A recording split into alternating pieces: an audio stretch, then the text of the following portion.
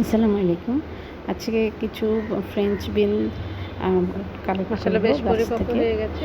এগুলো আজকে হচ্ছে সবগুলো হোয়াইট বিনস বিনস। নিয়ে নিব। মাশাআল্লাহ বেশ বড় হয়েছে। এখন এগুলো হচ্ছে এগুলো সাদা নিয়ে নেওয়া বিনস। যাবে।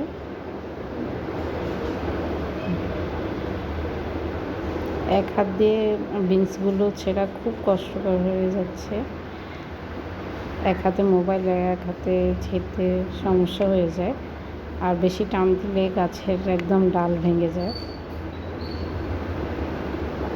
মাশাআল্লাহ দেখুন বিনসগুলো পরিপক্ক হয়ে আছে। এর থেকে বেশি সময় রাখলে এগুলো আর খাওয়া যাবে না। এগুলো হচ্ছে গোল্ডেন হুক ক্রেনবেরিও বলা হয়। গোল্ডেন মাশাআল্লাহ এই রেড জাতটা বিনসও বলা হয়। কালারের জন্য দুইটা শেড থাকে। সবচেয়ে বেশি সবার কাছে শীতের আকর্ষণীয়। সময় এটার এটা কালারটা লাল সবচেয়ে বেশি গোল্ডেন সুন্দর শেড আসে। থাকে একসাথে। গোল্ডেন শীতকালে কালার এটার কালারটা আর ভালো লাল আসে, কালার মিক্সড তবে করা এখনো থাকে, মাশাআল্লাহ অনেক যার সুন্দর আকর্ষণ কালার সবচেয়ে বেশি। হচ্ছে। এর কালারের জন্যই এই জাতটা বেশি আকর্ষণীয়।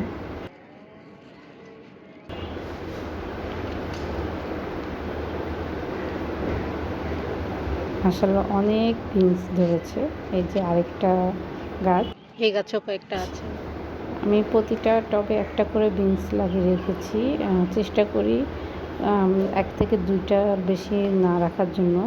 যদি বেশি রাখা হয় তাহলে গাছগুলো বাড়তে পারে না। এই বিনসগুলো লতানো টাইপের হয়, তাই বেশি ছোট টবে রাখলে, একটার অধিক রাখলে গাছ বড় হতে চায় না। আবার বড় বস্তা বা টবের মধ্যে রাখলে ভালো ফলন পাওয়া যায়। দেখুন অনেকগুলো বিনস কালেক্ট করা হয়েছে মাশাআল্লাহ।